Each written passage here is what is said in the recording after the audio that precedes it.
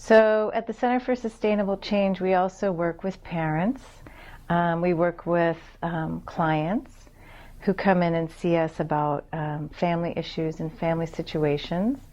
Here in Palo Alto right now, we've had a teen suicide problem where we've had a number of suicides on the train tracks, not too far from my house, actually.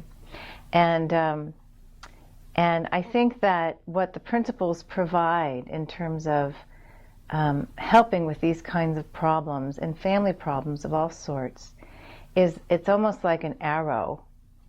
If you had an arrow that you could point to the answer with, this arrow would point here. It would point for you, it would point straight to you.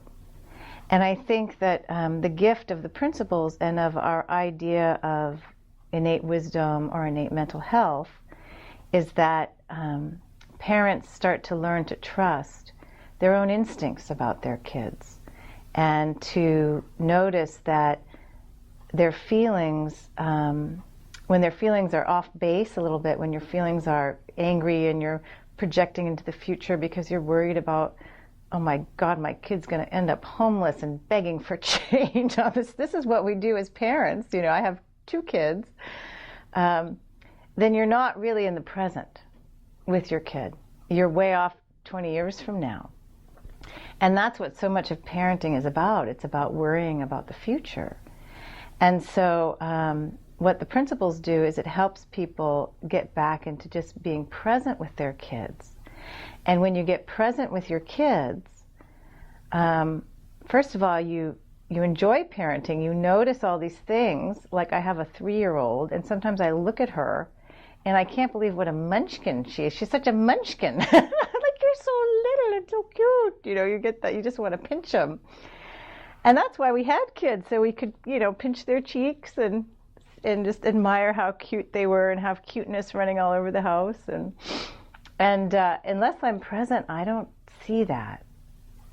And once I see that, then I also get this feeling that, you know, like this is good enough. If I can interact with my child in a way where my child senses that I'm enjoying her, you know, and that there's a feeling that happens when you're present with your kids, when you're present in life. And just the other day I was driving home, I opened my car door and I saw my 5-year-old come running out of the house. And I was just struck by this feeling of love.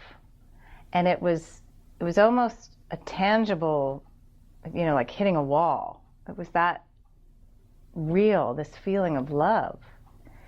And what I share with parents is that's it. That's what you're looking for when you're looking in handbooks about good parenting. That feeling is something you can trust. And it's like you plant a seed in the ground and you put good soil on, right? And then you add some compost or fertilizer, depending on whether you're an organic type. But you fertilize the ground. And if you've got good fertile soil, the plant will grow really well, and it really grows all by itself. And we have no say-so over how it grows or how fast it grows. And that's what kids are like. So love, to me, is that fertilizer. And we can, you know, you have to fertilize your garden and then walk away and trust that the plant's going to grow. And so it's so nice to relax about parenting and know that when you're in feelings of love, you know, healthy growth is happening. Health is happening. Resiliency, all the buzzwords that people are looking for their kids, all that is happening. Them expanding their minds to learn, you know, in an atmosphere of love. It's just natural. It's what kids do. They learn.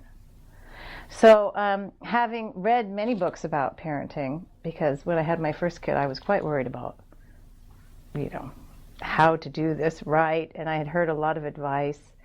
I've just come through my own journey of simplifying, and so I love to help parents see it's not as complicated as we think. And sometimes when we read a lot about parenting, it gets more confusing because now it's someone else's good idea that worked for them, and then we think, oh, my kid's not, in the book it said, okay, if my kid throws a temper tantrum, I should do this.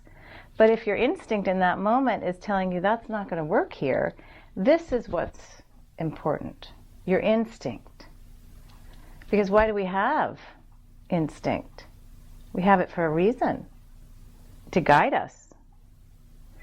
So I really feel that if, and there's so much more, if you're living more in the present as a parent, if you're not consumed with stressful thoughts,